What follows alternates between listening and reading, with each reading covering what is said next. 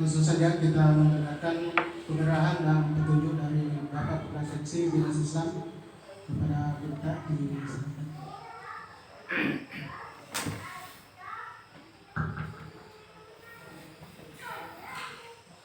Bismillahirrahmanirrahim. Assalamualaikum warahmatullahi wabarakatuh. Waalaikumsalam warahmatullahi wabarakatuh. Hamdan wa syukran lillah. Sholatan wa salaman ala rasulillah. Bapak Kepala Kantor Urusan Agama Ketua PDC yang saya hormati, Bapak-bapak dan ibu-ibu para penyuluh agama Islam baik ASN maupun non-ASN dari 3 kecamatan. Syukur alhamdulillah, kita panjatkan kepada Allah Subhanahu wa taala karena dari sekian tadinya rencana kegiatan kita mau ketemu di sini selalu tertunda-tunda. Ada hal-hal yang lebih penting kayaknya rasanya, sehingga dari perencanaan kemarin awalnya hari Rabu ya, hari Rabu sebelumnya tidak jadi. Hari Rabu kemarin sebenarnya menjadi kesepakatan kita untuk ketemu, tidak jadi lagi karena ada pelantikan untuk, dan disampaikan bahwa yang saya minta itu kemarin sebenarnya kalau bisa pelantikannya pagi-pagi aja, nanti selesai pelantikan nanti kami jalan. Tapi karena banyak pengaturan di sana sehingga akhirnya ditunda lagi. Saya minta Pak Ustadz tolong dihubungi di kecamatan, 3 kecamatan, bisa nggak kita geser hari Kamis, karena kalau mau lagi digeser ke minggu berikutnya sampai hari ini terus ada tantangannya. Kita begitu. Alhamdulillah pada hari ini sempat kita umum sebenarnya untuk menyatukan persepsi kita tentang konsep-konsep yang kita harapkan kita jalani bersama di dalam melaksanakan tugas keseharian kita sebagai penyuluh agama Islam. Selawat dan salam kita kirimkan kepada Nabi Allah Muhammad sallallahu alaihi wasallam. Bapak-bapak dan ibu-ibu hadirin yang saya muliakan, jadi ada 2 tema pokok pertemuan kita. Pertama, kita mau bahas mengenai masalah pembagian tugas para penyuluh agama Islam. Kami sebenarnya berpikir begini, kami sangat harapkan agar semua penyuluh agama Islam itu bisa mengembangkan diri, tidak terkungkung dengan kondisinya yang dulu begitu sampai sekarang begitu-begitu terus. Kita harapkan supaya ada peningkatan dari hari ke hari. Oleh karena itu, dalam pikiran kami ini muncullah ide-ide di dalam kebijakan yang kita keluarkan, termasuk pembagian tugas. Ya. Mohon maaf, saya itu merasa sebenarnya bahwa banyak di antara teman-teman itu mungkin menilai kami bahwa sejak kami masuk di Bimas dengan Pak Mustari sebagai pemandu penyuluh yang ada di kabupaten, sepertinya ini susah ya tuh. Kayaknya kenapa susah? Dulu itu gampang saja kita laksanakan tugas laporan, pokoknya lancar saja. Segerinya masuk Pak Alun itu kan namanya itu embed-embednya. Sebenarnya kan berasa sebenarnya. Tapi saya tidak gentar dengan itu karena ada tujuan kami. Tujuan kami bagaimana supaya kita semua bisa mengembangkan diri. Yang sudah bagus alhamdulillah, tapi yang masih kurang-kurang sedikit harus digenjot, Pak. Kan seandainya ada pilihan bilang per tahun itu penyuluh, mungkin mohon maaf. Maksudnya kalau per tahun macam ini SIMK per tahun, ya honor per tahun, SK-nya maksud saya tenaga administrasi seperti itu. Makanya kalau itu setiap tahun itu kami evaluasi. Kalau ada yang kurang, mohon maaf dikit karena banyak yang potensi yang mau masuk. Daripada di dalam terus kita mengganggu kinerja, ya, tidak bisa laksanakan tugasnya. Makanya begitu, harus begitu kan. Memang di dalam organisasi itu ada perencanaan, ada pelaksanaan, termasuk ada evaluasi. Nah, ada gunanya kalau tidak ada evaluasi. Maksudnya evaluasi itu kita lihat tahun ini pokoknya berjalan bagaimana. Oh, ternyata bagus. Harapan kita kan selalu meningkat, selalu begitu. Ya, saya kira termasuk urusan di rumah juga kan biasanya begitu. Kita harapkan kehidupan kita dari keadaan ada peningkatan, bukan begitu saja. Nah, untuk penyuluh ini SK-nya berlaku, yang non ASN itu berlaku 5 tahun. berapa? 5 tahun. 5 ya? Iya. Berarti mau tidak mau pada akhir tahun kelima itu ada evaluasi. Maksudnya evaluasi itu dari sekarang ini berjalan terus evaluasinya dari awal, ya kan? Ini kan baru berjalan 1 tahun SK-nya kan? SK yang terbaru. Jadi mulai dari tahun yang lalu itu menjadi evaluasi kami. Ini penyuluh bagus. Bukan berarti Pak Hamid bilang bagus itu dia karena pintar. Memang dia pintar, cara pintar ini bukan begitu. Kalau dari awalnya bagus tapi ternyata begitu dan malah mundur, mungkin saja. Ada kemungkinan juga ada orang yang mungkin dasarnya kesan sederhana sekali tapi ada kemauan untuk meningkatkan diri, akhirnya nanti itu ternyata lebih bagus lagi. Itu yang kita harapkan. Jadi dalam mengevaluasi kan begitu nanti. Ya, kalau di ASN itu kan ada SKP-nya setiap tahun, ada penilaian di situ. Ya, cuma karena memang juga kita tidak terlalu mengerti tentang SKP yang kita miliki, hanya dijadikan sebagai bahan kelengkapan administrasi kepegawaian. Pada sebenarnya itulah penilaian seorang pegawai SKP. Jadi penyuluh ASN itu perlu ditahu, SKP itu sebenarnya seharusnya dibikin MOU-nya di awal tahun. Di bulan Januari dibikin apa yang Anda mau kerja dalam tahun ini, itu isinya perjanjian kinerja. Setelah itu di akhir tahun baru penilaian. Dari perjanjian yang kita tanda tangani, MOU yang kita tanda tangani, apakah terlaksana dengan baik, penilaiannya diajukan. Cuma maaf memang akhir-akhir ini bahkan mungkin selamanya begitu, SKP itu biasanya ditandatangani saja tanpa dibaca. Semua tanda tangan tidak hanya membaca. Tangan saya diperhatikan padahal itu ini perjanjian MOU, perjanjian kinerja, kemudian penilaian kinerja yang ada bagi ASN. Tapi non ASN karena tidak ada penilaian SKP, tetapi 5 tahun kan ada evaluasi. Makanya kemarin itu setelah sampai masa SK-nya itu dinilai. Ada yang masih lolos untuk dilanjutkan, ternyata ada yang tidak. Yang tidak lolos untuk dilanjutkan itu ikut kembali tes kalau mau. Tes kembali, kalau lulus masuk kembali. Dikasih SK 5 tahun, tapi kalau tidak lulus ya seperti itu. Saya kira itu ya. Jadi kami mulai kembali, yakin merasa bahwa kenapa makin hari makin susah. Sebenarnya tidak. Kita harapkan supaya makin hari makin ada peningkatan. Sekalipun memang kadang sesuatu yang susah itu tapi sebenarnya ternyata punya manfaat bagi diri kita. Ya, penyuluh merupakan ujung tombaknya Kementerian Agama. Memang karena yang sampai di pelosok-pelosok desa adalah penyuluh agama. Kalau pejabat pakawan yang sudah berada di kecamatan itu pun juga terbatas waktunya mau datang ke pelosok-pelosok desa untuk memberikan siraman-siraman rohani kepada masyarakat. Dan makanya dengan adanya pengembangan ini, jadi kalau dulu itu palingan ya penyuluh ada berapa, sekarang ini sudah lebih banyak lagi. Mana lagi yang ada yang ASN, ada non ASN. Oke, saya langsung saja bahwa di dalam pembagian tugas pernah ada surat yang ditandatangani oleh kepala kantor bahwa untuk ASN itu objek binaannya minimal 5, gitu kan? Minimal 5 objek binaan.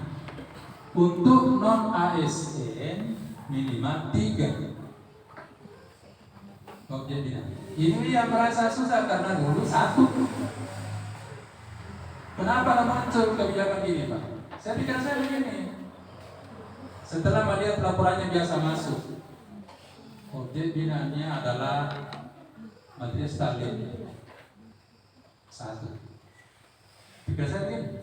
Kalau 1 objek binaannya, kemudian objek binaan kelompok Majelis Taklim itu melaksanakan pengajian hanya 1 kali 1 bulan karena arisan, berarti ini penyuluh hanya 1 kali 1 bulan loh melaksanakan tugasnya.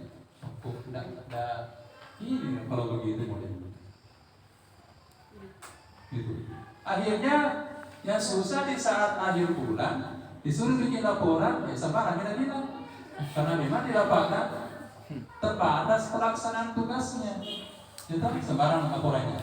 Laporannya pun juga kalau masuk tantangan saja. Nah, akhirnya muncul kebijakan KB. Bisa kapan kalau kita laksanakan tugas lampirkan di foto. Lebih uring-uringan waktu itu. Apa lagi itu susahnya mau lagi lampirkan foto. Pak banyak protes itu. Tidak bisa di foto, tidak bisa di anu. Ya, saya lihat waktunya itu rajin sekali pas selfie. Ini masih masa minta foto 1 tidak bisa. Makanya, bagaimana caranya kita angkat foto sebagai tanda bukti, bukan sebenarnya meragukan. Yang dibilang tidak ada percaya, kenapa? Karena suruh dilakukan foto, bukan begitu. Saya biasa katakan gini, ada di dalam dialognya Nabi Ibrahim dengan Allah Subhanahu wa Ta'ala, tanyakan tentang bagaimana itu orang mati. Sehingga Nabi Ibrahim berkata, Rabbi arini kaifa tuhyil mauta. Wahai Tuhanku, bagaimana caranya kau hidupkan orang mati? Allah bertanya kembali kepada Ibrahim, ya, apakah kau tidak percaya sama saya? Dia mampu menghidupkan orang mati. Bukan saya tidak percaya, tapi untuk lebih meyakinkan saya. Maka saya mau lihat, begitu juga. Bukan berarti tidak dipercaya, kita tidak laksanakan tugas di lapangan, tapi untuk lebih meyakinkan kalau ada fotonya, insya Allah betul dia ada di sini. Jadi kemudian ada foto. Kemudian selanjutnya cerita tentang objek binaan. Di sini masalah karena tidak dipahami. Susah bilang di mana gitu. Jadi begitu diinstruksikan tolong bagi objek binaan yang ada di kecamatan. Yaitu di kecamatan. Setelah dibagi banyak yang komplain karena tidak dapat bagian. Dia bilang kurang Pak, tidak dapat bagian. Masya Allah. Bisa aja saya bilang di situ tidak ada lagi bagian objek. Akhirnya muncul lagi kebijakan bahwa kalau objek yang sudah ada ternyata tidak cukup, bentuk lembaga baru dijadikan sebagai objek. Itulah gunanya bro. Jadi perlu ditubuhkan hanya menerima apa yang sudah ada, tetapi kita berpikir untuk mengembangkan kondisi yang ada di lapangan, yang ada di tempat kita masing-masing. Sehingga objek itu begini. Yang pertama dijadikan objek adalah majelis taklim, jelas. Majelis taklim. Cuma majelis taklim itu macam-macam. Ada yang dia 1 kali 1 bulan pertemuannya, ada yang 2 kali, ada yang mingguan. Terserah bagaimana kesepakatannya dengan majelis taklim yang ada di situ. Tapi kalau bisa Pak, lebih banyak lebih bagus. Lebih banyak lebih bagus. Dan kasih materi yang berkesinambungan. Saya itu biasanya kalau mengajarkan hanya taharah sebenarnya mungkin lebih bagus daripada terlalu tinggi ceritanya, tidak terlalu bermanfaat bagi dia. Sementara taharah itu mau pakai sehari-hari. Dari taharah masuk ke salat, masuk ke zakat, masuk ke banyak sekali bahan itu. Tidak habis itu mungkin pensuki nanti. Kalau itu yang kita bahas dari fikih mulai dari taharah sampai kepada haji, banyak sekali bahan. Jadi bingung. Situ. Jadi stabil tuh. Yang kedua, Bisa juga dijadikan objek adalah kelompok remaja masjid. Sekarang kan sudah banyak masjid tidak ada lagi organisasi remaja masjidnya. Karena bisa bentuk kembali.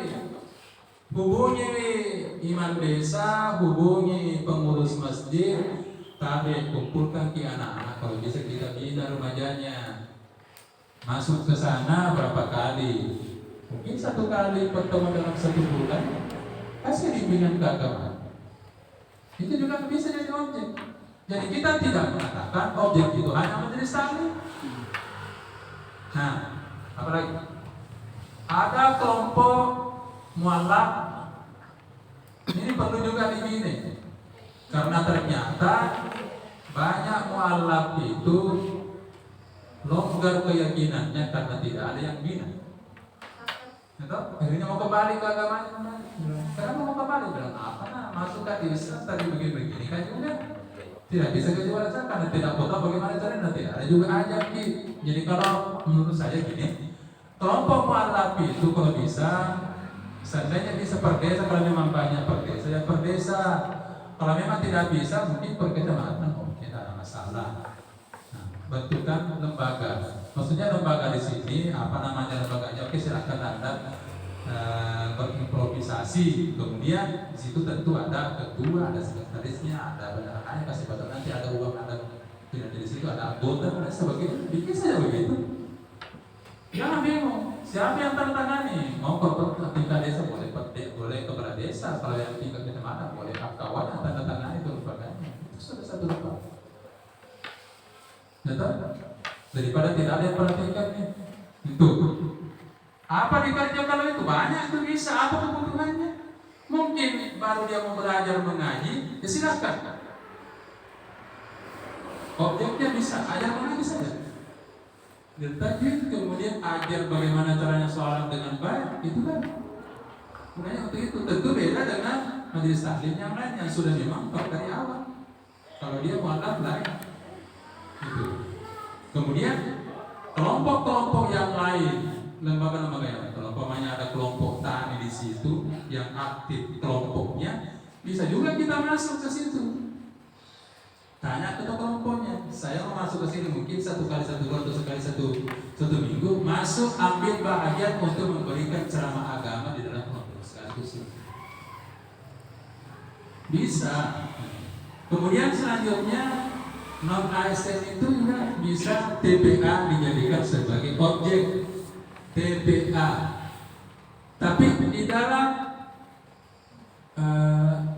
memberikan materi ke TPA bukan lagi mengajar Iqra 1 sampai 4. Tapi tidak mau lagi terima itu di laporannya, di ulayaknya mengajar Iqra 1. Bukan lagi kita itu. Tetapi kita itu palingan tajwidnya. Tajwidnya. Jadi ya tetap ada guru TPA itu yang kita itu mungkin bikin jadwal. Mungkin juga begini. Saya 1 kali 1 minggu masuk di sini, setiap hari ini saya akan membantu untuk mengajar tajwid. Oke. Berarti itu juga objek. Ya. Ataukah di situ kita mengajar masalah doa-doa kan? Atau di situ kita ajar mengenai masalah praktek ibadah kan? Semua bisa. Karena banyak juga itu guru TPA taunya hanya di kerajaan tidak. Itu pun juga belum tentu benar bacanya. Nah, kita lihat NLP itu makanya karena TPA itu bukan hanya sekedar mengajar di situ, bukan banyak. Ada literaturnya. Kita baca literaturnya kira-kira apa yang dibutuhkan di situ. Apalagi. Jadi sebenarnya kalau cerita tentang objek dalam satu desa, kalau dikasih di satu desa banyak sekali itu bisa kita lakukan. Jangan ini suruh kita lagi 3 banyak itu di mana kita mau ambil, nah sudah dibagi-bagi habis di bagian itu. Tinggal digunakan. Disuruh kalau memang sudah tidak ada bentuk itu. Ya, kalau yang ASN tidak ada masalah karena memang ada bentuk laporannya sudah. Yang non ASN ini. Jadi saya kira tidak ada nih masalah untuk pembagian tugasnya, kami sudah masuk semuanya, tidak salah. Tinggal ditunggu ya, karena kemarin mau dipercepat tapi karena belum tuntas masuk sehingga belum datang, belum keluar SK dari Pak Tanda. Kita mau bikinkan SK pembagian tugasnya itu masing-masing. Sehingga nanti Pak dari SK itu muncul di laporan. Ya kan? Oke, saya kira untuk masalah ini kita pindah ke persoalan pembuatan laporan.